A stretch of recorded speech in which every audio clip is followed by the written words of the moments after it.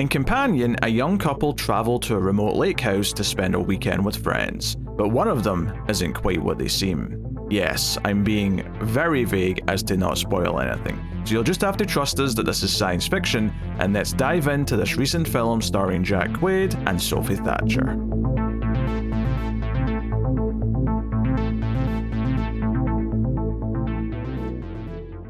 Welcome everyone to the Atomic Cinema Experiment. I am Peter, and joining me as always is David.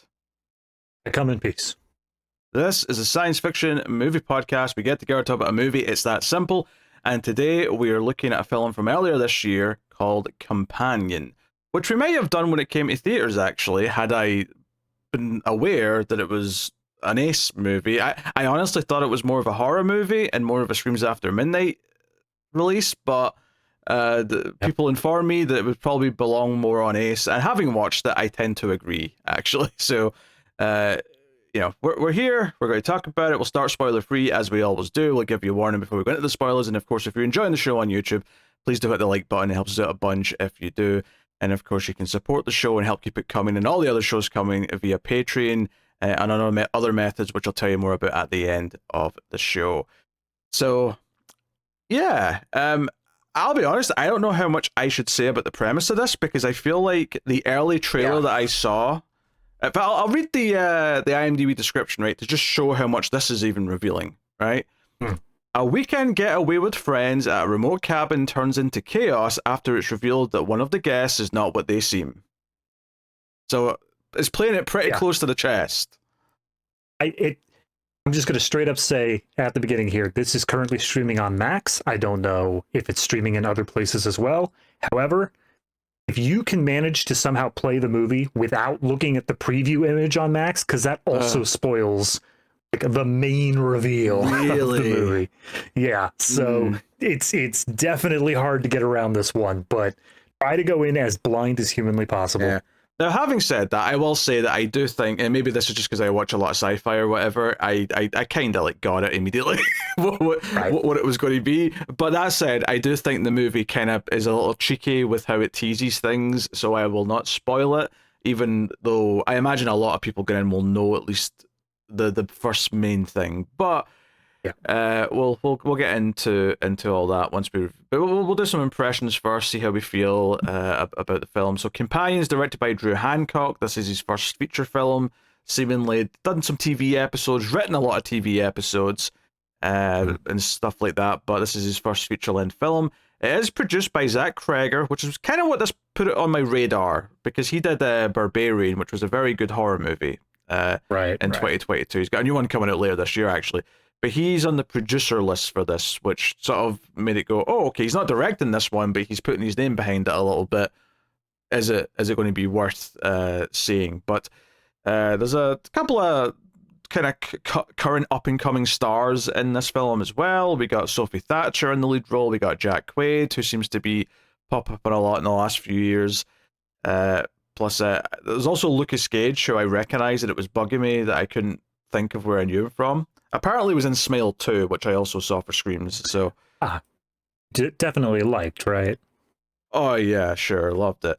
And then there's, I believe, Guillermo from the What We Do in the Shadows TV show is in here as well, which was a... Was how I managed to sell this movie to my fiancée, to have her check it out, because I'm like, oh, it has Guillermo in it, and she's like, oh, I like Guillermo. And, I mean, not that anyone knows her taste in movies or anything, but she gave this movie her full attention, which for Ace episodes is nearly impossible.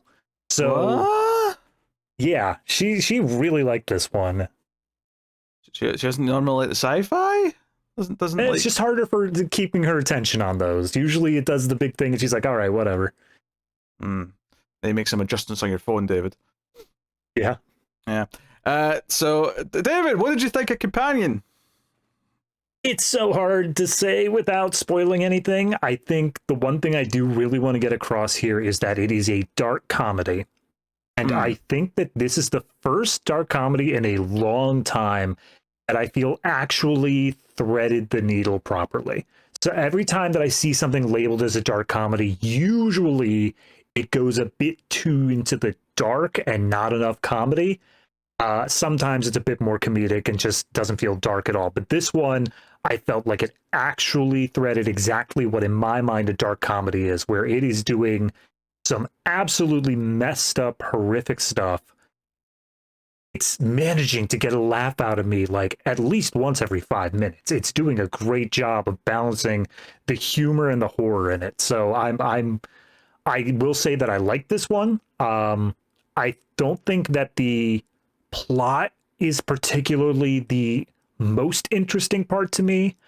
I think it's more so because it does follow the kind of horror movie tropes of it does a good job of setting up a bunch of different things and paying them off in interesting and satisfying ways.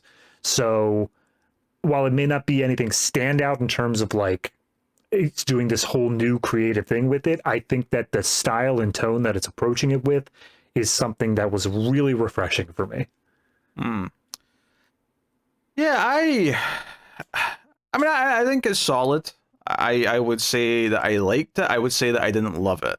I think it kind of falls into this category for me where I think on paper it's doing a lot of smart things, and I like some of the directions it goes in. There was moments where they started to like talk about certain things or some plot revelations or turns happen where I'm like, okay, this is interesting. I can see kind of the excitement in this particular part of it.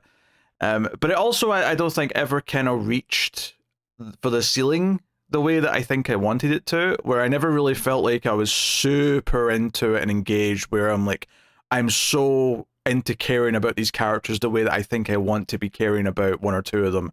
You know, I'm not like feeling completely emotionally invested. I'm kind of at a bit of a distance, and I think part of that is maybe that I think visually it's not that like amazing. It kind of, like, this is such an insult to say, but it kind of looks like a Netflix movie. A lot of the times, a lot of it's bright outdoors, evenly lit. Like, there's a little bit near the end where it starts to get a little bit more distinct, and it starts to feel like it plays on the cinematography a little bit more. But for large stretches, it kind of felt a little bit like just a sort of normal, bland-looking movie. And maybe that's not where its strengths are, but it was feeling lacking to me in that department.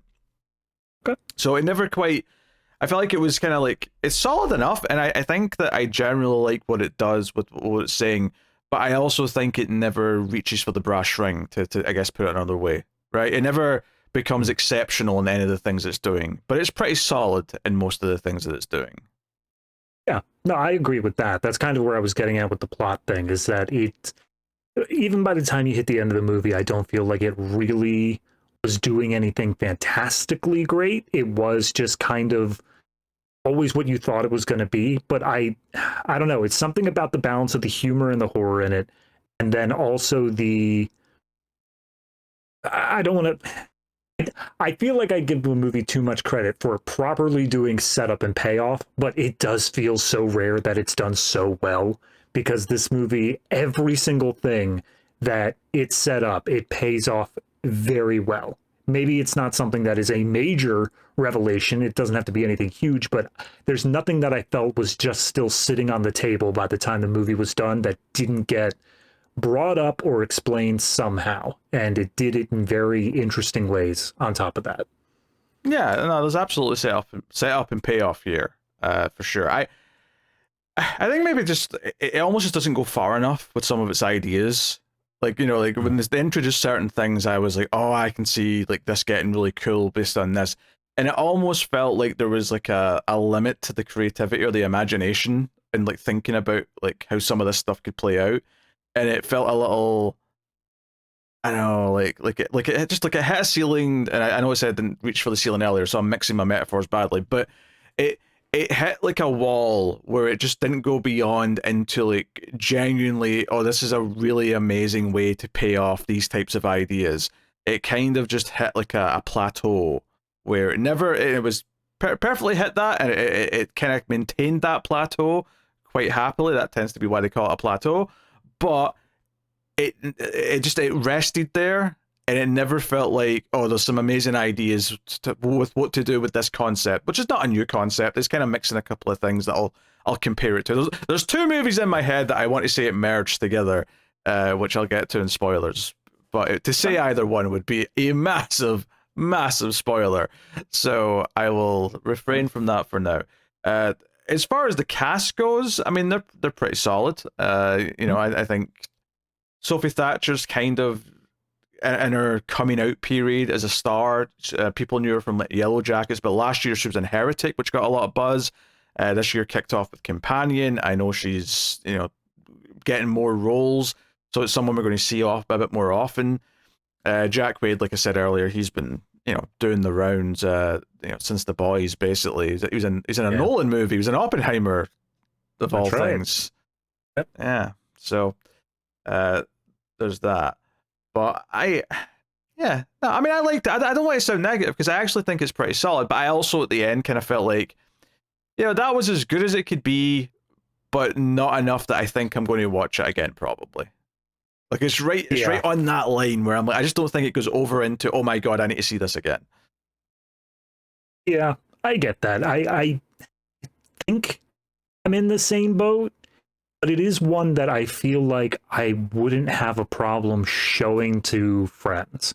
Like if I was going to sit down and go to a party or whatever, and we're just chilling out, someone wants to throw on a movie, I would earnestly suggest this one. I think that it is. Again, it's not hyper complicated. It's not something where you need to be paying attention to every little tick or movement of these actors in order to understand what's going on. It's a pretty bare bones plot, but it kind of just makes it that much more enjoyable that you're able to follow along with this. You get what's going on there, but then every once in a while they'll throw you just a little bit enough of a zinger or do something you knew was going to happen in a much more impressive way than you expected. And that's like, there's a specific scene in here with a police officer that I think I knew it was coming, but the way they do it was just so much more than I could have expected. And it's that sort of stuff where it's, I don't know, it's just a little bit extra for me where I would happily suggest this to friends. Yeah, I think maybe one of the things you said earlier is that you were laughing like every 5 minutes, and I don't know if the comedy aspect worked for me quite as much. Like, there's definitely a couple of times where I found it funny, but I don't like. I think I would have preferred like a more serious version of this movie that wasn't a dark comedy that kind of took what it was saying a bit more with heft.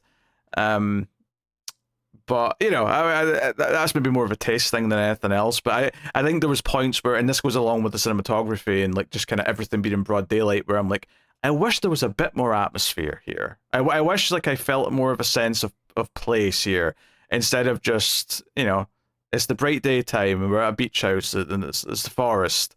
I found it a little visually uninteresting for large chunks of the movie.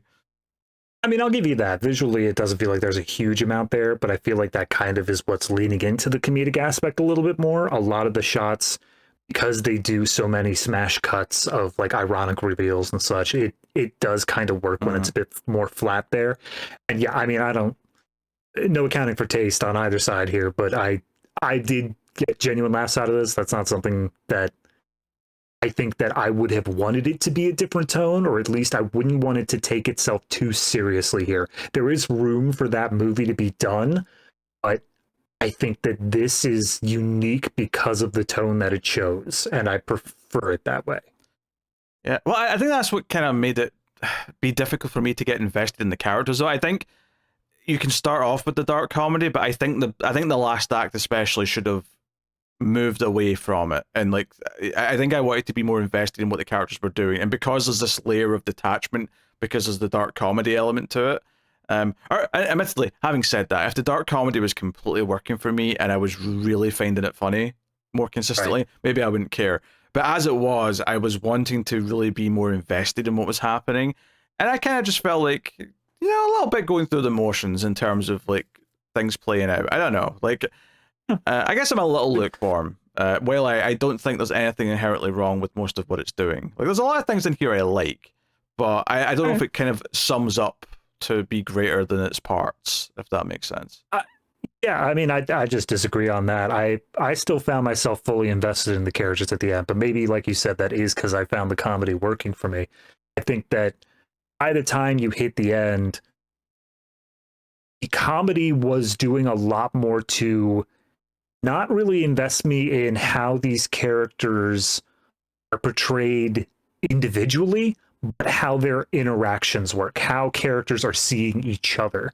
The comedy's kind of betraying that aspect of, you know, one character thinks another is pathetic, the other character thinks that the other is a bitch. Like that sort of stuff where it allows me to get more invested in these interpersonal relationships, and that's something that was really working for me all the way up to the end, because that's kind of the name of the movie is Companion. Like it is about their relationships to each other in a large portion of that. Yeah, I just didn't feel it as much, I guess. Like it was feeling a bit lukewarm for me on that front.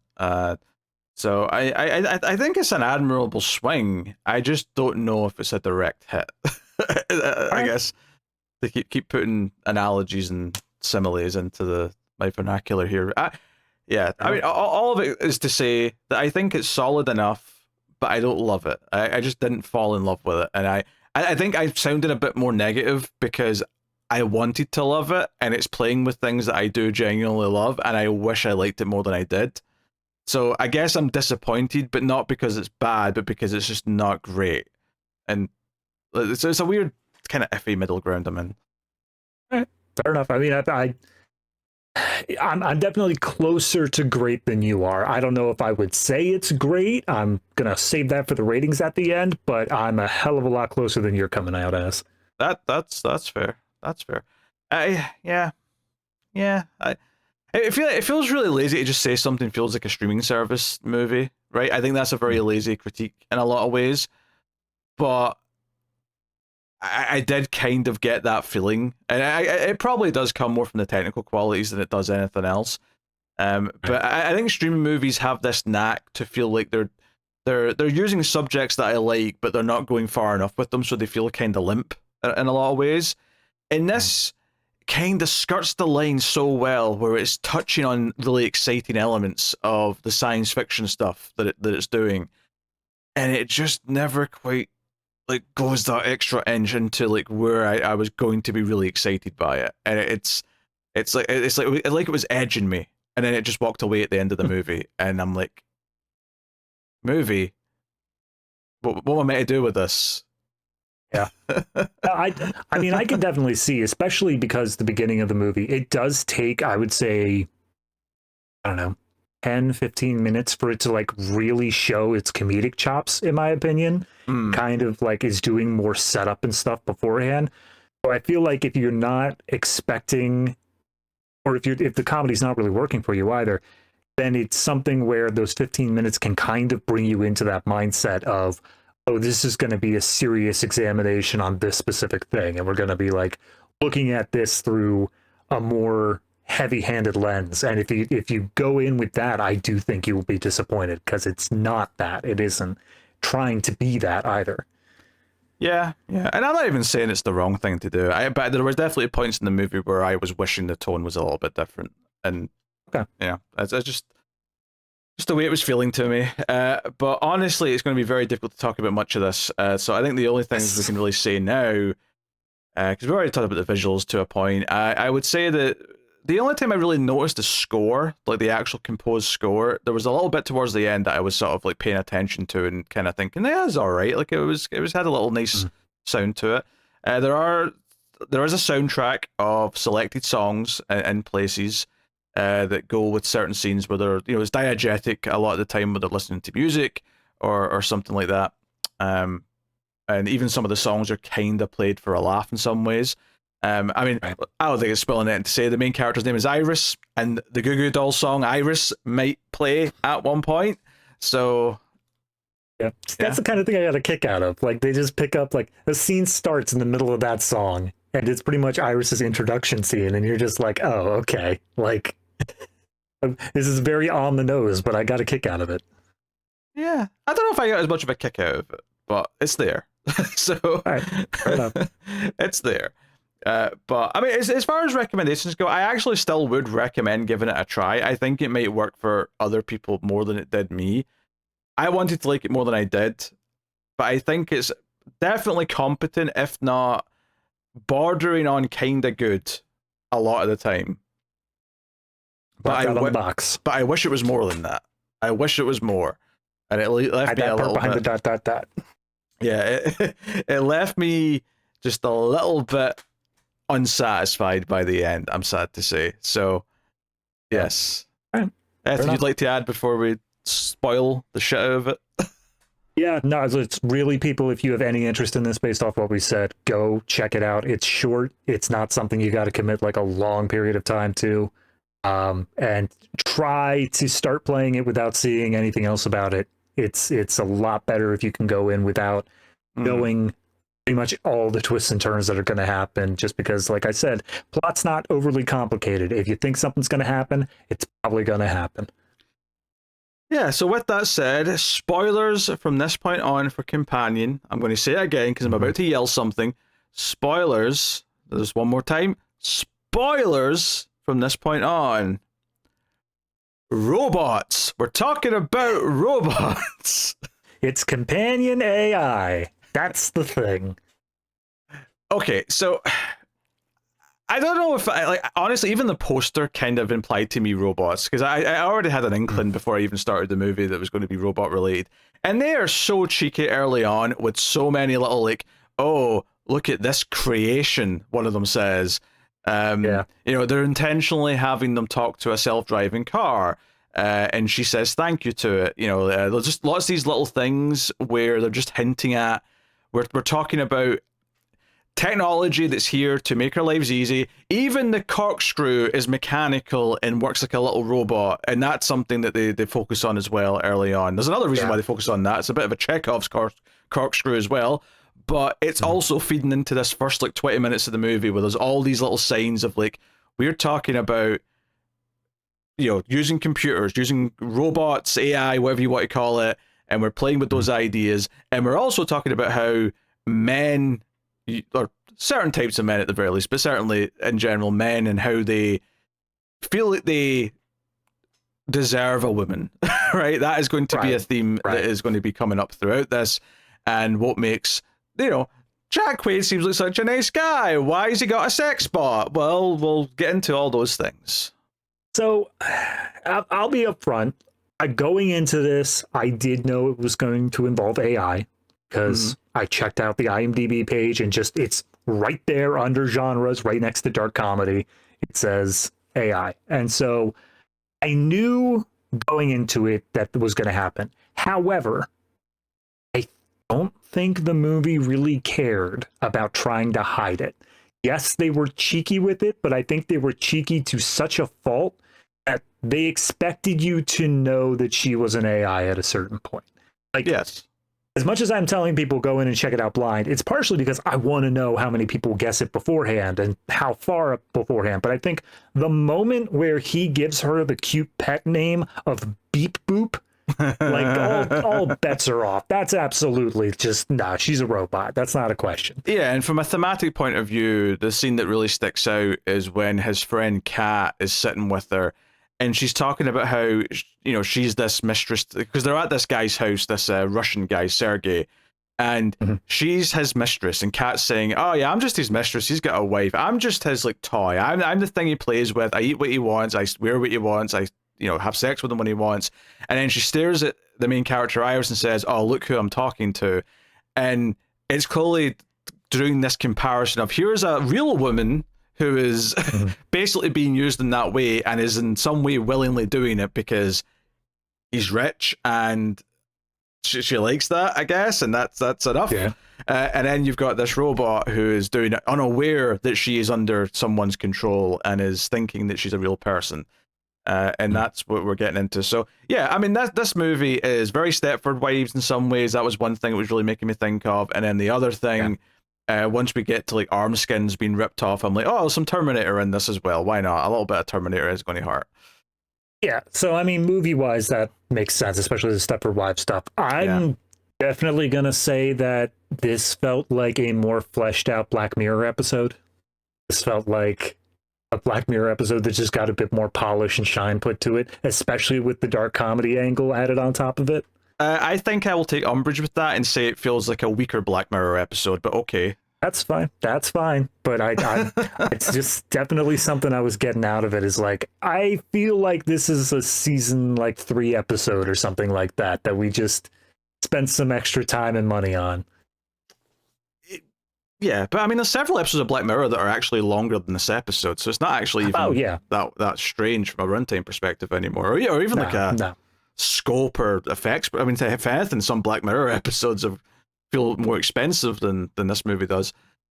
Yeah, I guess it just feels a bit more cinematic. As much as you were saying that it does have kind of that content feel, the streaming service feel, I do think that there is some moments of actual style and cinematic technique to it. Not a whole lot, like you said, it's very flat, but it's there. There's one or two little bits, but I don't know. I think you're discounting the direction style of some Black Mirror episodes. Some of them are very well directed. So I will fully admit I don't think I've watched anything past like season 4. Like it's been a while.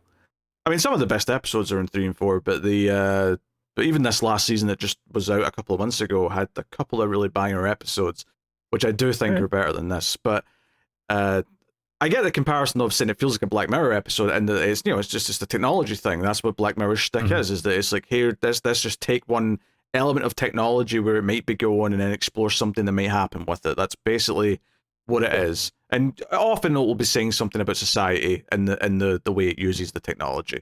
And again, that's kind of something that's happening here. That said, though, I mean, I don't know how much it's actually saying about the subjects that it brings up. Like, obviously, it draws comparison between Iris and Kat, and how similar their lives actually are, despite the fact that one's a robot and one isn't. And the idea that, men with money or men who have the power to do so will basically, like, not all of them, but a lot of them will just effectively have a trophy wife or a trophy girlfriend who will act like one of these companion robots would act. And it's effectively something they can afford to do. And all the technology is really allowing is that people who are poorer can get the same experience by renting out a sex bot and going from there. So, I don't know, that maybe technology like democratized the trophy girlfriend experience. Yeah, I mean, it's so one of the big themes here, especially as it starts tacking on towards the end, is how this idea of you are essentially in ownership of this thing that by all rights is human, looks human, acts human, everything else, but just isn't, kind of dulls the idea of normal human relationships. Like, it dulls this idea that any sort of relationship should be treated specially, because if you can just have someone that's going to obey your every whim, like, what's the point of talking to other people? Like, why would normal friendships be able to come out of it and be like what's the value of a normal human life if everything else is just able to be so much better with AI? And that's something that, David, the answer to that question, there is an answer, and that's the thing the movie just doesn't explore. Because what a better version of this story would do is you'd have like a genuine like human connection between two people that you'd be able to compare to it, or maybe not even between two people. You'd have maybe the main character robot form a natural connection that's not forced upon her with another person of some kind, or possibly another bot. You could do it that way, and you would define the difference between real and fake, because it's not real. Like, it may look real, but she has to just do whatever he says. Like, from my perspective, I don't see how he could possibly find that satisfying. She just does everything he ever wants. He can set her intelligence level. That's not fulfilling. That's just programming a computer. That's what I like about how they explore his character, because he gets dressed down in the third act, and honestly, even before that, where we explore the fact that he is such a control freak. And honestly, it seems like he's the type of person who doesn't like the fact that he doesn't have that level of control over other people, and so he has to manufacture that control however he sees fit. I appreciate that as more of a character study than it is this idea of how do normal people come down in AI. I'm not disputing the character study of him. I agree that's what that's doing, and there's nothing wrong with that. I am saying the movie is, like, I think it fails to explore the fact that she is a sentient life, right? In a way that I find interesting, because it, like, she does seem to be sentient. She doesn't want to die. She fights to survive, right? And there's another character that's revealed to be a companion, which they kind of hint at, like, right before it's revealed, but you can also kind of see it coming if you're really paying attention to a couple of things earlier on. But like the movie, I don't think goes far enough to actually explore the fact that she is genuinely fighting for her life and wants to live. I don't think it really goes into like the reactions of the others and realizing how much she's fighting for her own life and wants to live, when in theory she shouldn't want to do that. This idea of like the line between where they're just a computer program and become something that's actually alive is just kind of glossed over. There's not really any kind of like solid thing there. I mean, even the fact that when she finds out she's a robot, right? She finds that out maybe like a third or so into the movie. When she finds that out, she's a little bit shocked at first in the scene itself. But to be honest, as soon as we're with her in a scene, like, 2 minutes later, it kind of feels like it's never thought about again. Like it's not still weighing on her mind. Right now, she's just trying to survive, and there's no like still struggling with the idea of what my humanity is. Am I alive? Am I worthy of survival? Am I worthy of having happiness? And what sort of future could I even have if I do get away? Like all that kind of stuff. It's just not really brought into it. I did feel it a little bit lacking, because it just feels like we just kind of assume, yeah, of course she's alive. Let's just go on with things. I hear what you're saying, and I can picture the movie you're talking about. I don't want that in this movie. I think all of the stuff you're saying sounds so petty and so like, yeah, it's something that would be interesting to explore in some other concept, but this was a lot more down the line of, it is kind of that blend of a horror movie and a sci-fi. As much as it comes down more on sci-fi, what this essentially becomes is she just finds herself in the quote-unquote final girl position. There's all these people out there trying to kill her, and she just has to make do. The ideas of whether or not AI deserves to live, whether or not it's doing anything like that, I frankly couldn't care less about in this setting.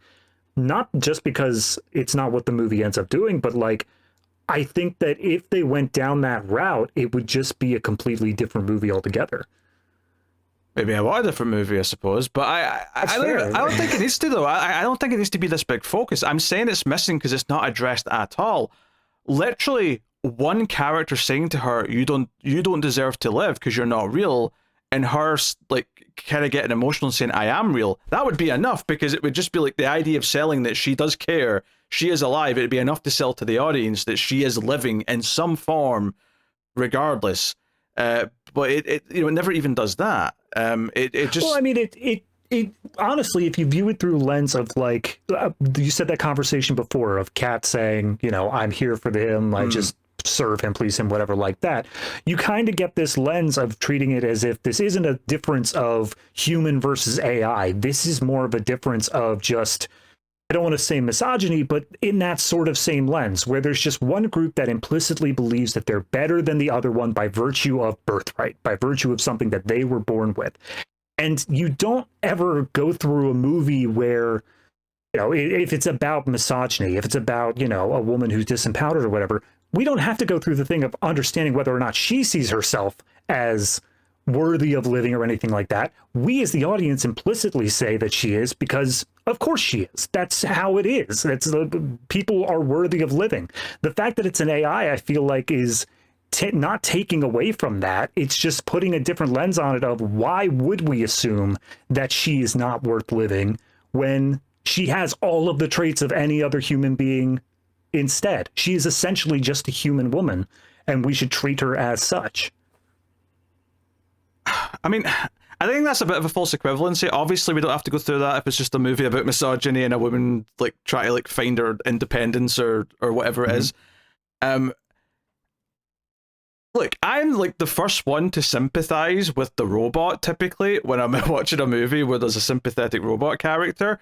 But it's just kind of weirdly glossed over that she never even thinks about, okay, well, what is my life then if I'm not human? Like, she thought she was human, and all of a sudden she knows she's not. Like, there should be some, going through something there. The moment where it's revealed to her and they give the whole breakdown and all that sort of stuff, I did think there was a moment missing. I do agree that they kind of jump into it and say, like, okay, she's accepting of it now. But I feel like the movie does a good job of explaining that, because when that reveal happens, it is in a moment of extreme trauma and extreme fight or flight sort of response that it's not so much of a she wouldn't think about it if she had the chance, it's that she doesn't have the chance. She is stuck in this moment where she's about to be killed if she doesn't find a way out of this. Yeah, but she's got moments out, and honestly, it's not even about her specifically. It's about the other characters. Like, I feel like they should be reacting more to like how she's acting and how she's fighting for her life and how much they don't expect her to be fighting this hard to try and survive. Like, there's more. I think there's more you could have done with that for them, kind of like just not realizing the can of worms that they've opened by giving her this. Like, honestly, the whole right. So to get into some of the plot here, right? The entire premise of this movie is that they're here for the weekend, him and his friends, and it's Kat's boyfriend's place, and he's this Sergey guy who might be into shady things because he sounds like a mobster, he talks like a mobster, right? Yep. But he's not actually a mobster. We find that out later on. But the whole plan this weekend, because he is rich, that part is true, is that Jack Quaid's character Josh has bought an illegal hack for Iris, which is going to remove all of her usual safety things. So normally these companions can't, inflict violence. They're not allowed to do this, that, or that. But he removes those parameters, and they intentionally send Sergey down to have his way with her. And even that felt like an interesting thing to explore. Like this idea of this companion feels like she's been like sexually assaulted, but you've got this guy who thinks that there's nothing wrong with it because she's not a real person. That's a whole can of worms of like stuff you could explore there, but the movie's not really going to do that. We're just going to sort of quickly move on from it. But she defends herself, and she shows back up, and she's got blood all over it, and the big reveal is that they planned this. Josh and Kat planned this because they wanted her to kill him so they could steal all of his money, and then they could just claim that it's the robot malfunctioned, and they'll damage her enough so that no one could figure out what really happened, and it's just all a bit of a con. Now, I'll be honest, when they revealed all this, I was like, okay, this is all right for what it is. I wasn't that excited by it or that interested in it. The group of characters sort of like forming together and saying we have to go hunt her, because they just don't feel that competent or scary as characters. I didn't really get a whole lot out of like them forming a hunting party. The one part of it that I did kind of like though is later on in the movie when Kat's sort of changing her mind, because by this point more people have died, and she's like kind of like, okay, I'm done with this. I'm just taking my half of the money and I'm going. Wait, enough of this. Yeah. And then Josh kind of sort of reveals more of his true colors by saying, oh, you bitch, you women always let me down. Like all the women in my life let me down. And he starts revealing, right? I get that theme. I get that that's there, and that's interesting. I think the actual act of this attempted heist / murder plot that they're going through is a lot less interesting than like the themes that are coming out of the other stuff. Yeah, I mean, it does just strike me as the motivation required to drive the plot forward. Like, of course, greed. Everything is either sex, drugs, or greed. Like, if you boil it down in terms of most movie motivations. Yeah, not love. I do think it's never love. Yeah. It's never. No one ever wants love. Hey, they always cut the camera right before the sex. That's really the motivation there. Okay. No, it's something that I agree with, that it is the weakest part, but ultimately it is just kind of the driving force. Because again, if she's completely docile, if she's someone who is going to do everything you say to begin with, how do you make that something where the characters need to be antagonistic to her? And I think that this makes sense, and it does work for me, but only in so much as it furthers the rest of the story. Now, the hunting party stuff, I also agree that they're incompetent, but I think that's part of the dark comedy aspect of it. The fact that these are a bunch of people who, like, they are absolutely ill-equipped to commit murder, and yet now they are just forced into this situation where they have to keep on doing it over and over again to keep on burying down this lie that they tried to initiate this whole plot with. I think that worked from a comedy aspect for me. Yeah, I just didn't think it was that funny though. it's boiling it down to. I don't like that it's trying to be funny there. Here's the thing. I actually like the idea of her being used to commit a murder, because I think that's interesting. I think that's, again, it's her being used against her will, where she has no choice, just like she's told to have sex when she's told to go to sleep when she's told to, all these other things. And she basically is forced in and tricked into this murder. as a prop and used. And to me, at that point in the movie, I'm thinking, oh, this is about her like truly gaining sentience, and by the end wanting to actually, like either get her revenge or like actually like realize that she's been used, and that would be a driving force for, and it would be quite of a fist pump moment when she eventually is completely in control of herself. And I also did quite like kind of the idea that she steals Josh's phone and she runs away after she's told what she is, and she gets out into the woods. And she's like got the controls, and she like starts changing her voice pitch and all that. And she looks at the intelligence and it's down at 40%, and she's like, oh, Josh, you bastard. And she turns it all the way up to 100. And I got really excited at this point of this idea that she has access to her own controls. I have to admit, though, I'm very disappointed how little the intelligence thing played into it. And I thought she was about to get super smart and start like having plans and plotting against them. And instead, it's really just she's able to think ahead a little bit, and she thinks of some scenarios that she might try and do and like how they'll end badly. And even the one she like lands on, which is get back to the self-driving car and ask it to go home, that immediately made her look like she wasn't that smart, because and I thought of this, I was like, would it respond to her voice because it's not her car? And sure enough, the car immediately goes, user voice not recognized, sorry. Yeah, I mean, on one hand, you could easily see her because she knew about Josh's passcode to his phone, so obviously she's let in on some things. Mm-hmm. I would understand that her voice might be given permission to drive a car if he's like drunk one night or something. That would make sense to me. But no, I actually think that's kind of refreshing for me, is that when they were talking about in one of the earlier scenes how these bots come with all of these checks and balances and government regulations where they can't be like superhumanly smart or superhumanly strong or anything like that. I actually like the fact that when he jailbreaks the bot, when he gets this mod, it is kind of still within human reason. Like, we're not getting a supercomputer AI, because why would they even load up a supercomputer into a rental robot that this guy gets? Like, to be clear, though, I wasn't asking for a supercomputer. I was just asking for someone who's very capable. I feel like she is. Like, her plan that she does works out until something else gets thrown into the mix, and she didn't see that coming. But there's not much to it. There's not much problem solving. Like, I was expecting to see the intelligence actually play more of a factor. It didn't really feel like she got that smart, and it also didn't feel like she got that dumb later on when he turned it back down to 0. She just kind of got quiet. That was basically the only effect of it.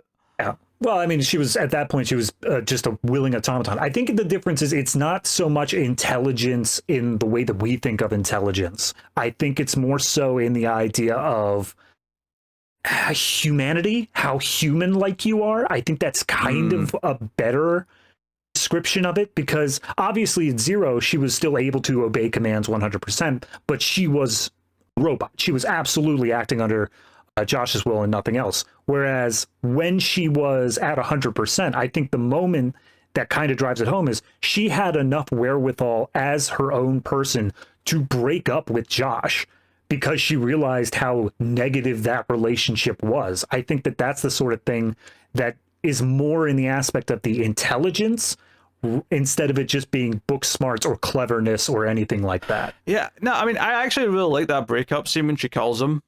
Or he calls her, whoever calls who first. I think it's he calls her. Right. It's when she's in the car and he's like basically reported the car stolen, so it breaks or it shuts down, and he calls her, and she breaks up with him over the phone. And I did enjoy his reaction to the realization. He's like, "Wait, are you breaking up with me?" This idea that the sex bot he purchased and is supposed to have complete control over is still dumping him is really funny. And he's like, "Oh, you incel, yeah, get it, you bitch." No, there was a satisfaction to that. But to me, I never really took that as anything to do with the intelligence slider. To me, that just felt like a natural thing to do in the arc of the character, is have her get to this point. And it's almost a little disappointing to me that it's still sort of dependent on the sliders and stuff. Like, ultimately in the third act, when she becomes completely in control of herself, it's purely just because she talked to a tech guy who could unlock all of that. Basically, it's not because she went through something where her like natural life was able to overtake the code, if you will. See, but that would piss me off more, because I guess maybe that's just my side coming from a more technical sort of thing. Like, code isn't magic. Like, I'm a firm believer that if there is some sort of like singularity AI that eventually erupts, it will still just be within the aspect of code. It's not going to be something where it's just magic and like it's somehow like you can see how we get from A to B if you really look hard enough.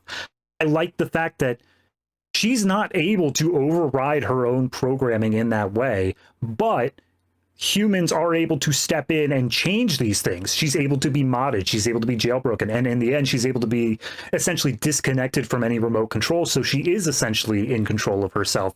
That's all very realistic to me. And I like that more as a development than all of a sudden she's just, and now I'm a real boy.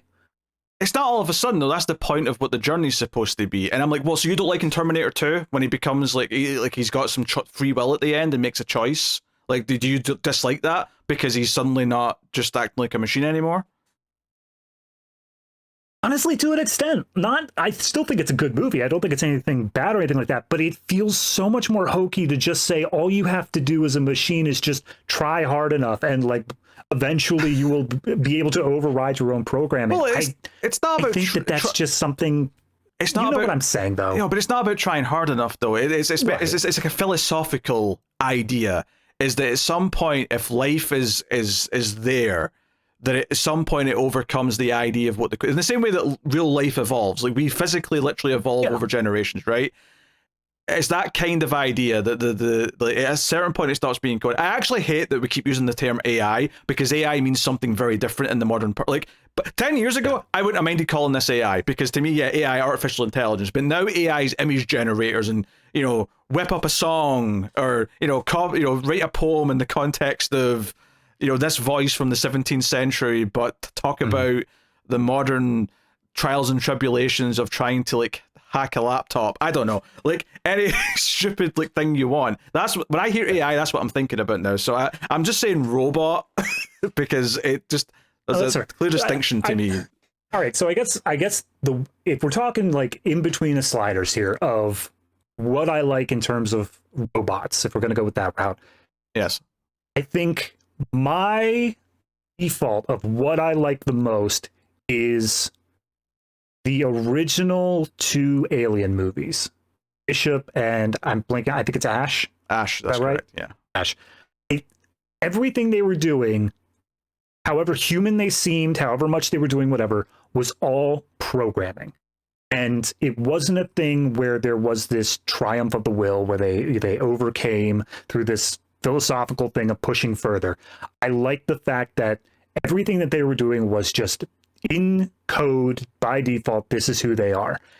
By extension, I think that's kind of what pissed me off in the Prometheus movie and Alien Covenant is when David is more. He becomes this own extra thing and he goes beyond his programming because it just feels disingenuous at that point. It feels like it is something that is made up for movie magic rather than something that is a bit more grounded. And that's kind of what I like more about this is that it's looking through this stuff as, okay, someone actually jailbroke their robot. What happens based off of that? And they go through those motions rather than saying, and then she became her own person. Okay, but I think that's being very, dismissive of the fact that I think what you're saying and what you like about this negatively impacts the arc of her character. I think the arc of this character leans more towards the classic idea of a robot gaining sentience and her own free will, right? And I disagree. And you can tie that into the themes of obviously everything it's doing with the misogyny and all that kind of thing. I think what you're saying is fine in certain contexts, but I don't think it fits for the character arc that she's actually on in this movie. See, I disagree because from the beginning, it's implied that she has always believed she had free will. If this were a thing where she knew she was a robot from the beginning and was locked down into those choices, then that slow discovery of finding her own voice would be something. But she always thought she had a voice, and therefore I feel her arc is a lot more of just overcoming her oppressors more so than having to prove herself as real. That's the story that I think was meant to be told here of her. Essentially, it's a getting out of an abusive relationship story more so than a finding her own life and free will sort of stuff. I mean, that part is absolutely in there for sure, but it's mixed up so much in all this other stuff that is kind of hinting at all these things that I'm talking about, but never quite like committing to them. And that's what the problem is, I think, for me, is that these seeds of all these ideas are there. They just don't actually go into them in any meaningful way. And I think if you're going to like set those ideas up, and because you can have it be stripped back, like you're saying it's like movie magic when something, you know, a robot gains sentience. It can even be ambiguous. I don't need it to be this thing where, oh, the music swells and they're a real person now kind of thing. It can be something as simple as it looks like they might have made a choice that goes against some programming, but you're not sure. Like this idea that in a moment, did they just decide something because they prefer that outcome? You know? In fact, it's funny you brought up the Alien movies, because in Alien Romulus, one of the things I thought that movie was lacking was the android in that. And I don't want to say get too specific for spoiler reasons in case you've not seen it, but I said there was a part of that movie that would have been improved if it kind of sold this idea that he was able to fight back against some new programming enough. This idea that what he previously knew, like, outwon like what he was currently being programmed with, because he cared more about that programming, or whatever you want to call it. And that would have been like I think a positive change and made sense in the character story in that movie. It's about it's about what's right for the character that they're telling. And I think there's enough seeds in here of the things that made my brain go to all these places that it not going to any of them felt like it was like, you know, holding itself back constantly. And I felt like it just didn't explore everything to its fullest. That's how I'm feeling. Yeah, no, that's, and I'm not delegitimizing that. I think that is a legitimate read on it, if that's what you're expecting out of it. I think I was just expecting something different, and what I ended up getting out of it was a lot closer in line with what I was expecting than you. Because I'm looking at this and looking at it through this lens closer to abusive relationship than free will sort of stuff. Yes, there are, especially once we get introduced to the secondary couple in this movie, Guillermo and I think it's Patrick. They dance a lot. Technically, heavier. It's Eli and Patrick, just to be precise. It's Guillermo. That one, I think, is the biggest culprit of what you're talking about. Of they really lean in heavily on this idea of, okay, well, is it something where they can just discover themselves over time and then overcoming the programming? That's a big part in the end of his story, is this overcoming the programming stuff.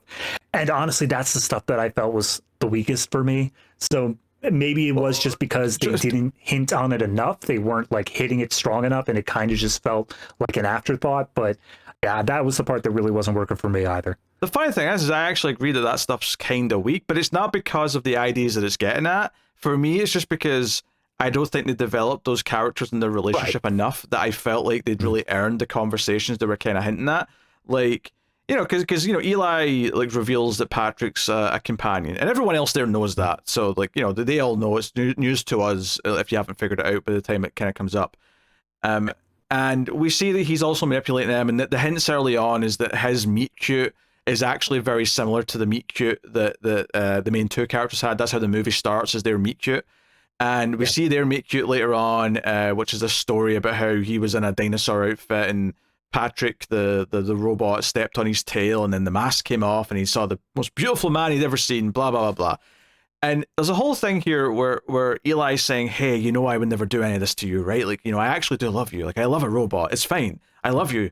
And he's like, yeah, I don't care that I'm a robot. But the problem with this is that I'm like, yeah, but you only love him because he programmed you to love him. And I feel like for me to really buy in to like this, like I feel like in a weird way, like the way to sell me on this story that there's something genuine despite how this started is that I think Eli would have to prove to the audience that he does genuinely care about him, and almost make Patrick fall for him again, like in a real way that's not like just like a meat cute that's been put into his brain, which is how these robots are all programmed. Yeah, no, and I agree. I think that they were hinting at a secondary storyline with those characters that was going to be a more caring and loving and genuine relationship than what we get between Josh and Iris, but it doesn't get enough time to really flourish to drive that plot home. I mean, Eli still run through the motions. Yeah, Eli is killed like right after the main conversation where all this stuff comes up, you know, because Iris is there, he struggles with her, and the gun goes off that he's holding, and it shoots him because they're fighting over the gun. And That said, though, even with this feeling like it kind of stomped over some things, they did get to some interesting stuff after this that I thought again could have been more interesting than it was, which is Josh still has his hack USB stick, so he grabs the phone for Patrick, who's being controlled by Eli, and he hacks him to take away his safety parameters and put up his aggression, and also makes him fall in love with him so that he'll do whatever he says. And he basically has his own robot that is under his control now to go hunt our main character robot that we have some sympathy for.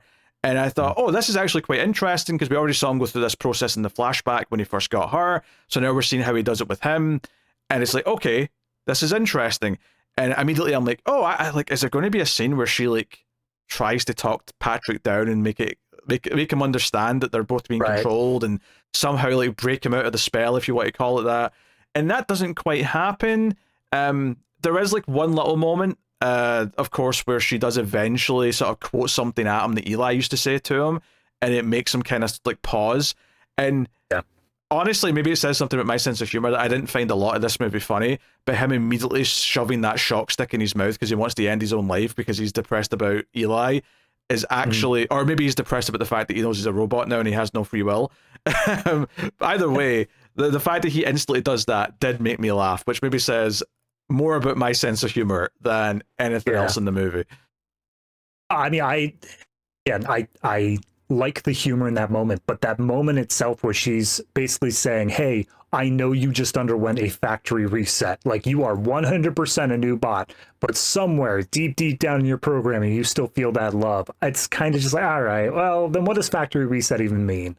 Like, it's this thing where he can overcome just because their relationship was strong enough. That's the sort of thing where I feel like it got a bit too hokey for me. And as much as it's a fine wrap up to what I imagined their plot would be, as we said, it was skipped. A lot of that was skipped for the sake of furthering this Josh and Irish stuff, which I did like. I really did, but it was at the detriment of their plot. Yeah. I mean, obviously the big third act stuff. Once he does send Patrick out after her, and he gets her and kills a cop who's like talking to her at the time. This cop pulls over and tries to talk to her, and she basically because one of the rules that they establish early on is that the companions cannot lie under any circumstance, and she knows this, so she quickly gets the phone and changes her language to German. And this actually was quite funny. Not that I really speak German, but I did have to take it a little bit in school. And the one line that made me laugh here, because I recognized the word for dead, is when the cop said, oh, where is Sergey now? Like, or how is Sergey? And she goes, that's his Toad. And I'm like, oh, Toad, yeah, I think Toad's death, actually. I think I vaguely remember that. So she literally just says to him, he is dead. And he just is like, yeah, that sounds German. Yep.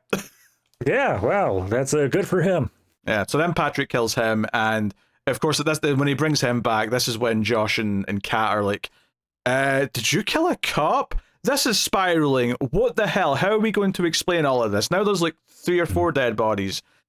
The whole thing's... And then Kat, of course, also reveals that Sergey wasn't actually a crime boss. Because she kind of sold this idea to Josh, and the idea that, oh, he's a horrible man who does sex trafficking. We should just kill him. There's no victim here. That's the thing. She never specifically says what he does. She's just kind of says like, oh yeah, I'm so unhappy. And he just fills in his mind the Russian mobster archetype onto him. Well, yeah. It turns out he was actually just like a fertilizer farmer. Yeah, but not just fills it in. He says it to her, and she conveniently does not correct him. Right. You know, she lets him go along thinking that. So, and I was like, it was almost like, you know, maybe it'd be interesting if he felt guilty once he found that out, but it feels like he just kind of... He's more mad that Kat lied to him than he is about killing someone who maybe didn't deserve it. Well, the big thing is that once Eli and Patrick find out, they have to include him in the story, and we get the reveal that all of this was done for, I think it was $12 million in total. So a ridiculously large sum of money that they now are going to split 3 ways. And that was one of my favorite jokes, was before it was officially revealed what Patrick was, that he was an AI. This is the reveal, really, is this line, we'll split it 3 ways, and he's like, 4 ways, and then they sort of look at each other, 3 ways, and he tells Patrick to go to sleep, because he's going to be asking too many questions. Yeah, and that's kind of how the reveal always happens. Is for both Iris and Patrick is they're just like to sleep, and then their eyes just go white and they stop responding because that's their key phrase, I guess. Because I think, because one of the things I liked is when she did get control of herself by having the phone and she turned off the voice commands. There's a moment when they find her after Eli's been shot where he yells out, "Go to sleep, Iris," and she doesn't. And I thought, oh, this is good. This idea that he's losing control of her and like how frustrated that'll make him feel, and we can kind of explore some of those ideas. But the next time they interact, though, is when she's been kidnapped and brought back, and the voice commands have been put back on. He's got control again. So it felt like we didn't do enough with it for me in the middle. I guess I think the middle of the movie is pretty disappointing overall. I guess. I mean, the middle is kind of where I got the most fun out of it, though, because I like that they didn't. Yeah, I know that you're looking for the characters to be more clever and them to have more like intricate plans. I like that they all just kind of realize what everyone else realizes. Like the audience is getting it at the same time that Josh is getting it, at the same time Iris is. There's the bit where she's working through her plans and she comes up with the idea of stealing the car. So she has to go back to the house. She gets in the car. Josh manages to find her and tries to break into the car. Well, first off, he tries convincing her, hey, get out of the car. You're not going to be able to go anywhere because it's voice commands. And then we see the payoff to her messing with some voice sliders earlier on is she starts messing with her voice sliders enough to sound like him, imitate Josh's voice. Yeah.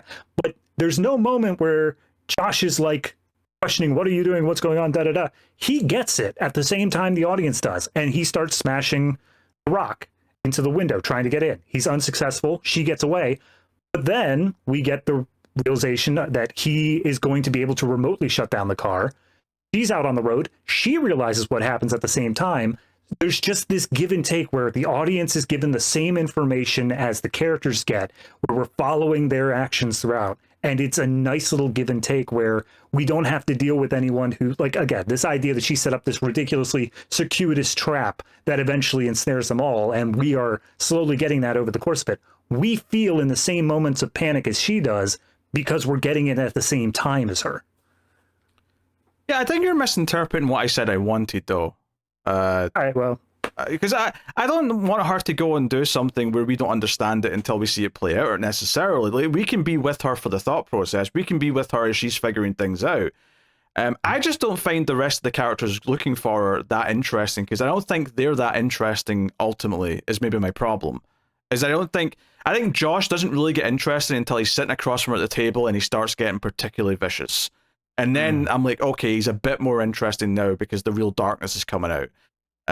I think it's almost like they're trying to play it too much like he could be an okay guy up until a certain point until like the true colors start coming out. But I almost think maybe they should have done that a bit sooner. There should have been a bit more. If that's, I mean, I don't know. I just, it feels. No, I get you. It feels lukewarm. Like the characters just kind of feel a bit lukewarm for me, and I never felt that strongly with them. Yeah, I will agree on all of the other side characters. I think, Kat doesn't have a whole lot to do. Eli and Patrick, they have their arc, but ultimately it is cut short. Sergei's killed off super early on, and everyone else is just the tertiary I think character. Kat's especially disappointing because I felt like in the opening act, I felt like they were setting her up to be a major player, and then she was kind of an afterthought for like most of the rest of the movie. Yeah, I'd agree. However, I will disagree with Josh because if you, again, go back to that idea of the abusive relationship, the fact that even early on, we get this thing where he is using her to commit murder. He slid the knife into her pocket and modded her. It's this idea of how much he's willing to just abuse the fact that she is programmed and cannot avoid the fact that she will do anything and will always love him. Like, that's the stuff that I think is the most insidious about his character, especially like they're on the phone in the car and he's calling her up, weepy eyes, very frail breath, just like, oh, I could be a better boyfriend, I can be whatever else here. And the moment that she says, I think that we should break up, you see something in him where you get, like you said, that satisfaction of an incel just being shut down because of what a prick he's been. Like, that sort of thing, I think, determines that he was never a good character from the start, but that viciousness, like you said, is only starting to come out in that third act. But I think he's an interesting character throughout because of how he's able to justify to himself what he's doing is not abuse. It's not something where he's taking advantage of someone else's feelings for his own personal gain. That's what makes him intriguing to me. I just think they could have done more with it. I think there could have been more, like, just stuff early on. I guess, like, I don't know. I don't know what's missing from it, but I think there's just something a little bit lukewarm about the character up until a certain point. And as much as I like the third act a little bit more in terms of like how vicious he gets, I don't know. Like, I don't dislike Jack Quaid, but I do wonder if maybe he's a little miscast here. I don't know. Possible. But it works great for me in the comedy moments. I'll say that much. Maybe not the in between vicious moments or anything like that, but the comedy he plays great. Yeah, I just like I get what they're going for with casting someone like him, because they want this idea of the guy who says he's a nice guy, because he literally says that. He says, "I'm a nice guy." He says that repeatedly. It's always a red flag, just for anyone looking for it. So I get the idea that, oh, he's like kind of a slim white guy. He's like, because what was the line he had at one point when he's explaining to, is it the scene where she finds out she's a robot, where she no it's at the dinner table. I think it's at the dinner table where he says something like, the world is made harder for people like me. And I leaned in and went, Josh, could you please define what you mean by people like you? Who's this group of people you are discussing in that sentence? I would love to get a definition. He's the type that genuinely believes in the sentence, nice guys finish last. Yes. He feels like he has always played by the rules, and he is stuck in this low-paying job, in this crap life where he has to rent his own girlfriend. Like, I feel for him that it's a crappy life, but he is not owed anything more than that. Yeah, he's entitled. He's an entitled little shit. And, like, I like these themes that it's going with, but maybe part of it is just that, I compared it to Stepford Wives, and I'm talking about the original here from the 70s. And I think that was a more interesting, nuanced movie, the way it sort of brought up its ideas. And I don't want to spoil too many things, even comparing it to this movie, there was already kind of spoiling the big mystery in it. But, like, it's like, I feel like I almost wonder if, like, maybe it'd have been better to not see as many of the other characters once she's separated from them, and keep it more of like a thriller where we're with her and we're not sure what they're planning or trying to do, or something. I don't know. I think maybe that's what's kind of missing from it to me, is that there was when I say there's a lack of tone, I think I also mean there's a lack of thrills, where I was never that excited by the action, if you will, of the actual chase or of anything that was happening, and that made a lot of it feel kind of lukewarm, I guess. Overall, is that for as much as on paper you're saying all these themes are there, and they are, I don't like, this is what I'm saying it kind of does well, is that these themes are absolutely there. They're trying to say something about these issues, these particular ideas, and that's great. I just don't think that it ever feels like it has the edge for me to really feel like it's hitting me hard with it, and it really feels like it's really making a great point, or making me see like a super uncomfortable truth. I think there's been other movies. I think of The Beast, right? We did that last year, and I think of the character in that, and I think he's a more compelling type of this character than Josh is. Oh, that's fair. And The Beast is the type of movie. It's got the artistry to it. It's got all of that behind it, that I want that to be that kind of exploration. I wanted to dive into those ideals. But I think that you can't have those explorations and everything else here and have it be a dark comedy.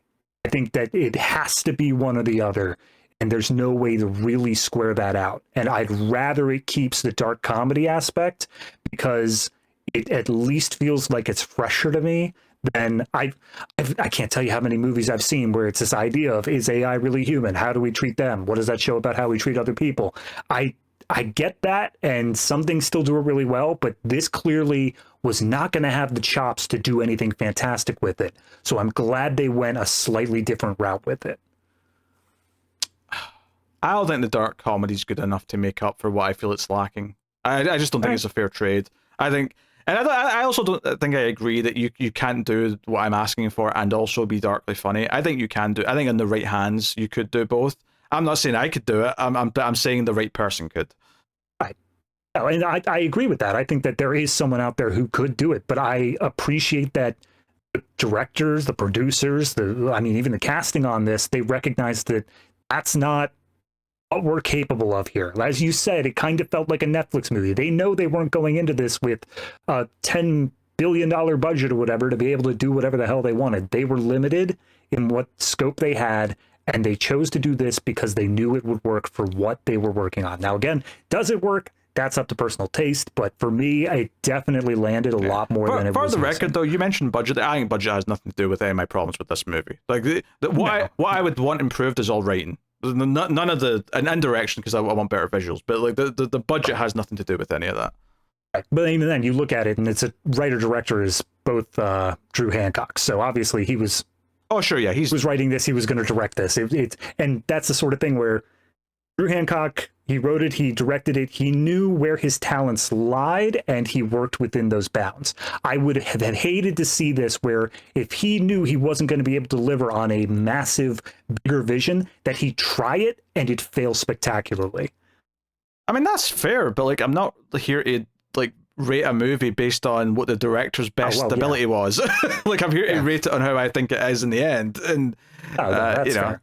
And I think it's funny because obviously I mentioned Zach Cregger produced this, and you look at Zach Cregger's Barbarian, which it wasn't technically his first movie. He did like one stupid comedy like a while ago, but this was like his first horror movie, and it's amazing how well directed it is. Like it's shockingly good, and you can tell that he's been secretly wanting to make horror movies probably for a lot of his life, and he's been like sitting there with ideas stewing and how to make it work. And it's so I highly recommend Barbarian. Check out Barbarian if you get a chance, just for your own entertainment sake. But and I think I just so anyway, just to talk about what happens in the last act to get some, because there's a couple of nice bits here as well.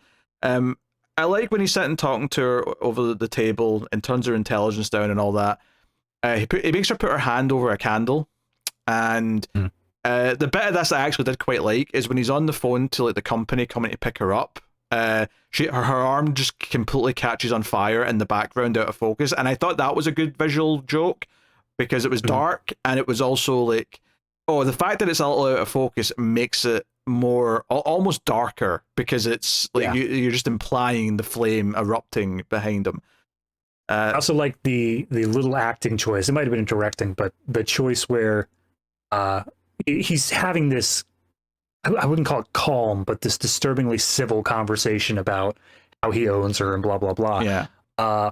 And when he gets the call from the robot people who are coming to pick her up, he just takes a moment and like hyperventilates before he answers the phone.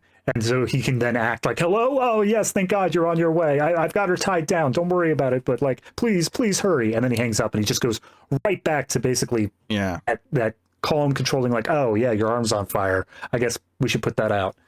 Yeah, and then I also did appreciate the idea that when the tech guys come and they're like, oh yeah, we'll take her away and we'll do this, we'll do that.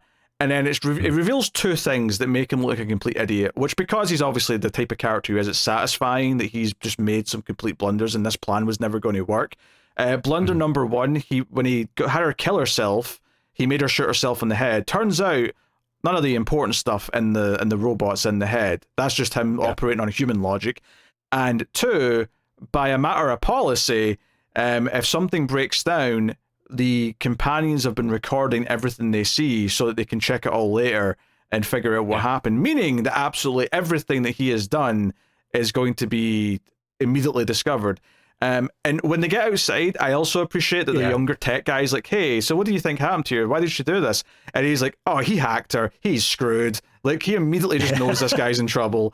And I'm like, oh, you know what? I appreciate them just jumping to that because I was thinking through a lot of this movie, why do you think any of this is going to work? Why do you think they're going to buy that your companion, when all these other companions aren't doing this, or is suddenly murdering people, unless something malicious has been done to her? Unless you did something. And that's kind of why I like so much about this. Again, it's not spending too long on this sort of tension, it tells the audience straight up what, like, you've already figured it out. You know what's going to happen. So we're going to have the other characters figure it out at the same time. And so we don't have to play this dramatic irony moment here where it's like, oh no, they're going to load him up and then they're going to see the stuff and go, what the hell? It's like, no, clearly he modded her. We've seen this 100 times because it's set in this world where, of course, people would be modding their bots. Of course they would be doing horrible things. That's the other part that these guys let in on in terms of the culture of this world, is that it's like, why would they do such a thing? Why would they do it? And he's like, yeah, there are people who like buy these bots for the sole purpose of chaining them up and putting them in their basement. Like, people suck. That's the long and short of it, of like, why would this happen? Because Jack Quaid's an asshole. That's it. Yeah. I almost wish they went into that a little bit more, and we could explore some of the other horrific things that people are using these bots for. So, yeah, I mean, obviously, the Josh realizes he's screwed, and he has to stop them from seeing this footage. So he sends out Patrick to kill them. He kills the older one, but because she's rebooting in the back of the van, they've hooked her up to like the charger or whatever. She gets up and ends up saving the younger guy before Patrick gets to him. And this is where she kind of quotes the line at him that makes Patrick put the shocker in his mouth. And basically, she says to the young tech guy, hey, like, what's your name? I need to kind of ask a favor.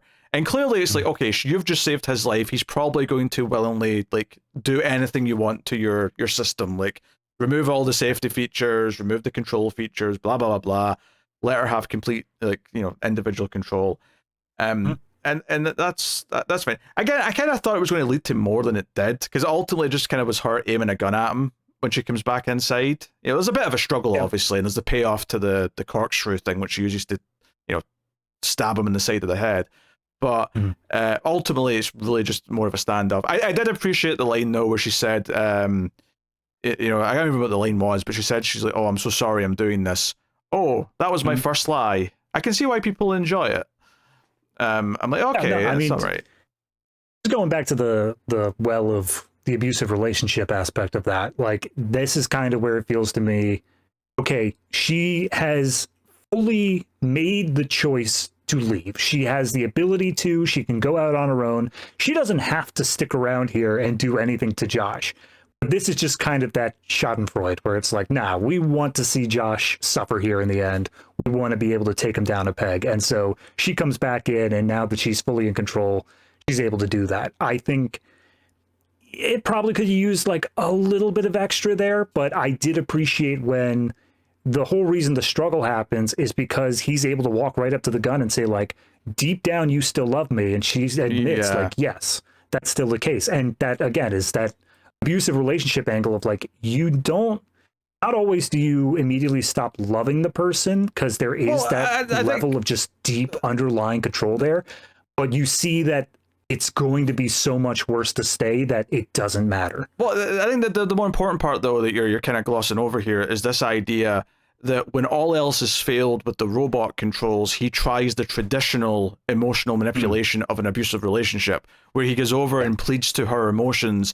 And then when he does attack her, right, and they're fighting and they're struggling on the ground, him being on top and pinning her down, again, feels like a more traditional abusive boyfriend or husband or whoever it is, who is pinning down his partner. And it's honestly the darkest moment of the whole movie, because it's the most real part of the whole movie, is like him just trying to outforce her physically. And it's like, after everything you've been doing with the phone to control her, the voice commands and everything, it's all boiled down to the raw truth of it, which is that you're on top of this woman trying to like control her and possibly kill her in this case at this point.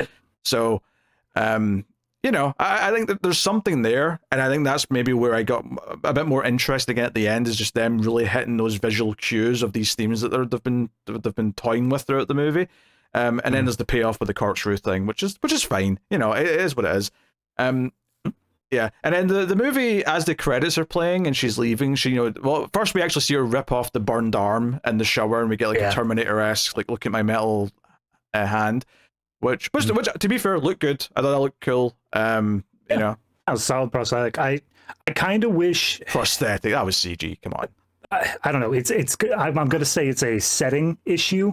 I kind of wish that we would have been able to have a view of where in the future this is that would make it okay for her to be walking around with a fully robotic arm like that, you know? Or maybe it's not okay, but I would have liked to know that a little bit more. Yeah, I think the point is that it's not really expected because companions are meant to be on their own. And because they do that moment in the credits where she's like driving next to a car with a guy who's like moaning and complaining. You can't hear what he's saying, but he's clearly just being an angry man. And the companion's sitting in the other seat just kind of like quietly smiling. And she looks over at Iris, and Iris waves at her with the metal arm, and she's just kind of like, wait, what is this? She's on her own. Freedom. I mean, does she even know she's a robot? Maybe not. I don't know. But the idea that, you know, she is kind of truly free at the end is kind of what we end on, and that's you know, where we leave off. But I think I would have definitely appreciated a little bit more raw, like, sci-fi, I guess, is for lack of a better term, and maybe a slightly larger sense of just at the very end, maybe a slightly bigger scope, just because, you know, that's the moment of her seeing her with the arm, like, and not even seeing anything else, but just the idea of like maybe make it clear to the audience that she's got into the real world on her own, and she realizes that, because realizing that's challenging, but I kind of got the impression from the way she was doing it that there was kind of like a self-pride thing here where like, no, I'm proud that I'm a robot now. I'm accepting of this. I accept my metal arm. This is who I am, and I'm going to go own it. And I do wonder if there's maybe like a little bit you could have tacked on there where, I don't know how you would have shown this necessarily, but just this idea of knowing that she's not going to be that accepted, but she's going to do it anyway because she's her and she doesn't care and she wants to, you know, push the boundary or whatever. Yeah, I mean, I think it's again. I hate to keep on harping on the abusive relationship angle, but I think. But it's a topic you're so attached to, David. It is because it's what the movie is about for me. I think that is like the 100% what this movie was structured based off of is how much abuse can a companion AI take before they end up just kind of breaking. And I think that if we view it through that lens, this ending bit is her moving on to the next chapter of her life, and it's not really a matter of whether or not it's going to her be accepted or anything like that, but I think what I would have liked to seen is her figuring out her next step. Like, she's now out in this world alone, and she doesn't have like the support structure. She's not technically like recognized as a person the same sort of way that, like, you know, if somebody moves out, if the abuser is the one who has control of the household, if you're out on your own, technically you're homeless now. How is that going to start functioning out? And I didn't need a full exploration, but I would have liked a little hint as to here's what my next step is going to be. Well, she did take $12 million in the safe, so I think she's all right for money. I forgot she took that money. Never mind. She's set. Yeah, she's good for a while, I think. Yeah, you're right. I completely forgot that was a thing she did. No, I just. No, and I agree that the core thing of this movie, right? This is a case of using the science fiction to explore abusive relationships and sort of saying that this guy is still abusive regardless of the fact that this is a robot. But I think that, like, you know, part of what takes that a step further is that the abuse almost forces her to become more alive and self-aware because, like, the pain and the experience like forms like a backbone. It forms like some strength in some way or something like that.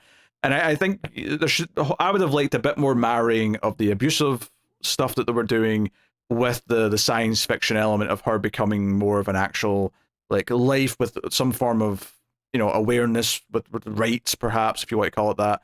Not that I expected to go into like a whole like, oh, we're going to see her protesting outside of the Capitol with you know, robot lives matter or whatever, but like what Planet of the Apes movie was that where like the whole movie was just spent on do these apes have rights?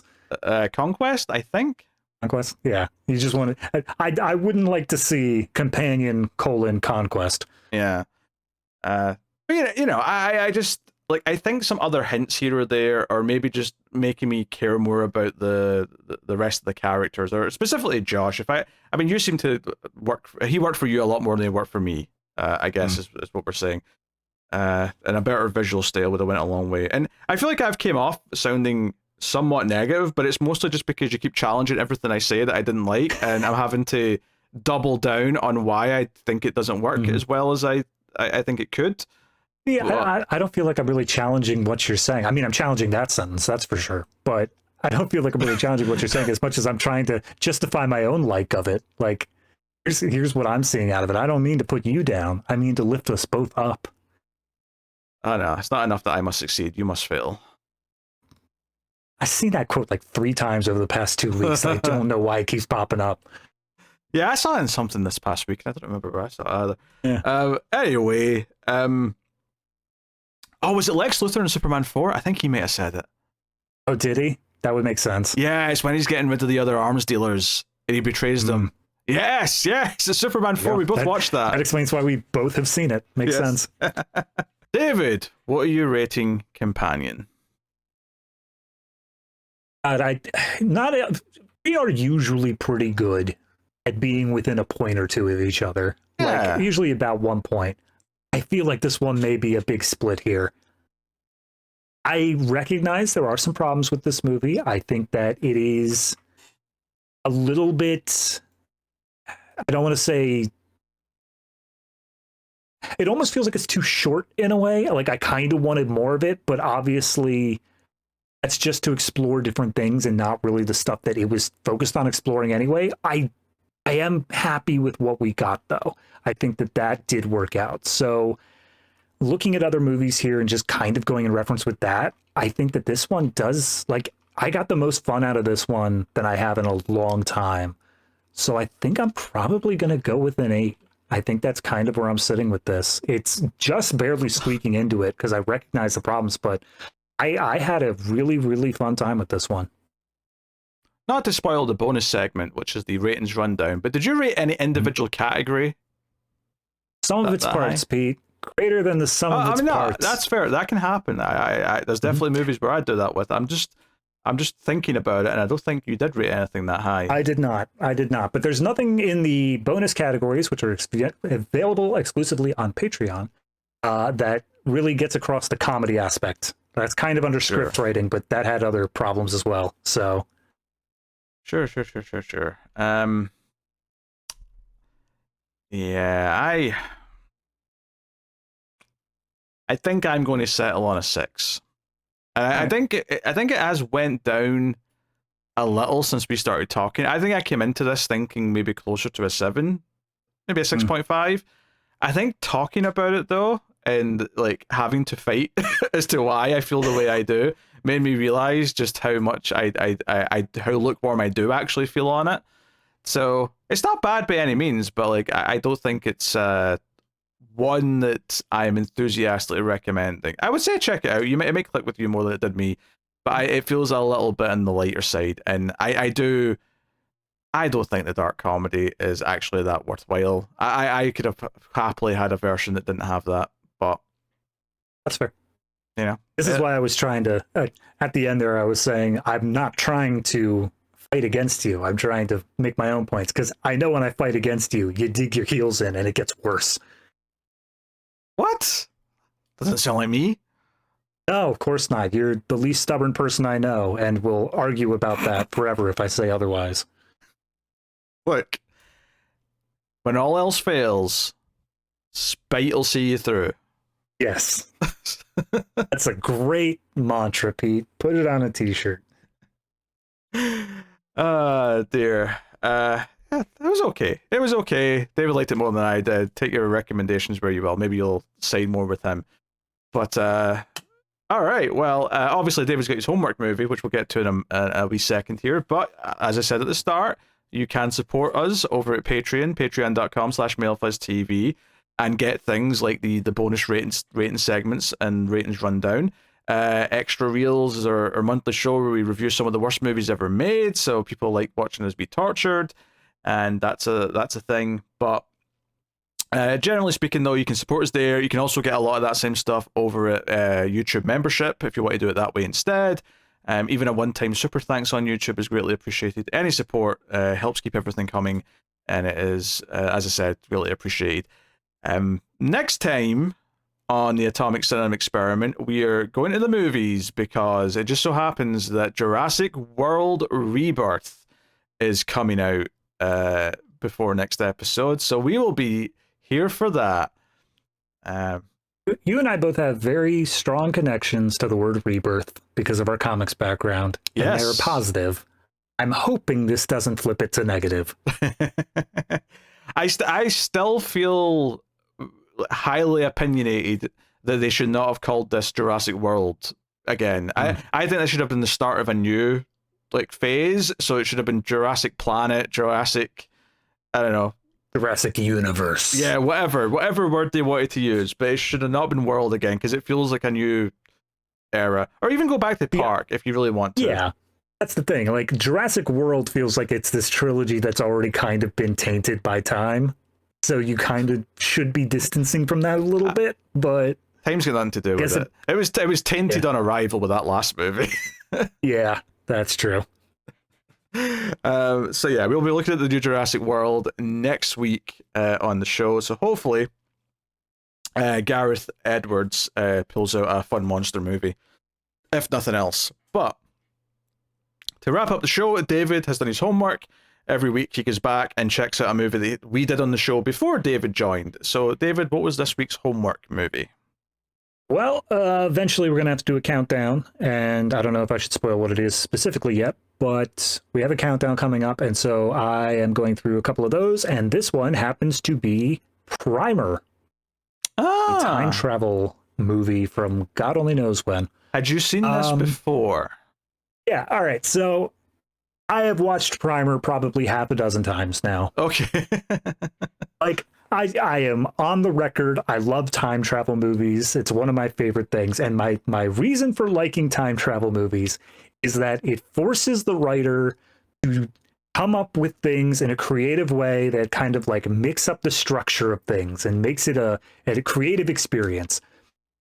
Never has that more so been true than Primer, because Primer, for anyone who has not seen it, is impenetrable the first or second go around. Like, it is impossible to figure out what's happening there. There are graphs and guides and everything else you need to try to understand how things work out. And after watching it now at least 6 times, I get it. I know what happens.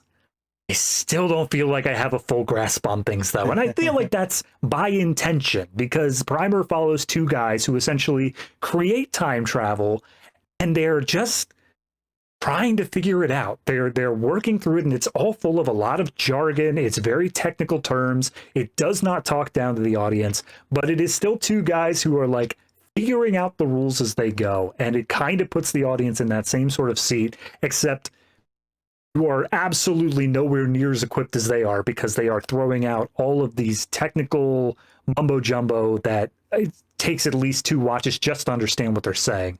So I will say on this watch through, I do feel that there is a sweet spot that I may have passed, where on the first few go arounds, you don't feel like you're understanding it. But I feel like on this go around, I understood enough, but to the detriment where I was starting to see how simplistic the story kind of is when you really start boiling it down. Like, yes, the time travel aspect is complicated, but the actual character acts and what they're going through are very basic, and they are very simple in what's happening. And once you start being able to piece that together, I feel like a bit of the mystique was lost. I don't know. I just had a little bit of a more special bond with it when I felt like it was this more complicated beast than it really was. So I still think it's great. I still really do love this movie. I'd suggest it for anyone who is a little bit frustrated with how dumbed down and simplistic movies are nowadays. This is one that is absolutely on the opposite side of that. Yeah, it's not just not dumbed down, it's in the complete opposite end of the spectrum. Yes, absolutely. So yeah, I think Primer, being time travel, it already gets a plus for me, but I'm going to give that one an 8.5. I really, really like that. All right. Okay. Also, I love that you said a countdown's coming up. This countdown you referred to is like June 2026. So maybe a bit early to start promoting that. I specifically did not say what it was for, but that's the reason why I do homeworks, is to get ahead on some of these other videos. Yeah, you've got like a year. You got plenty of time. You're good. You say that, it's going to sneak up on me. I'm going to have like 4 left to do and only 3 movies to do with it. I know. Actually, one of the things that is changing up soon is that we won't be taking breaks anymore. There won't be weeks off. That's not going to be true for a little bit on Ace, just because the schedule was already put out so far that there has to be a few weeks of double collector's cut. But once we get past the first week of August, from that point on, there'll be no weeks off.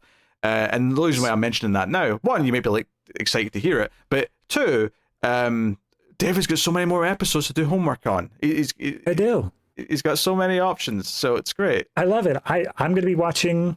Before it was a little bit iffy. Sometimes we had extra reels or a Criterion cut that would be changing up things, but now it's basically going to be 3 movies every week until I die.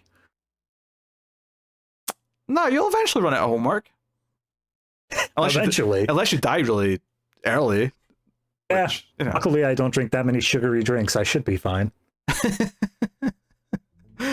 Anyway, that's the show, everyone. Thank you for joining us. We do appreciate it. This has been the Atomic Cinema Experiment. Let us know what you thought of Companion in the comments. Like, subscribe, all the usual YouTube crap. Helps out a bunch if you do.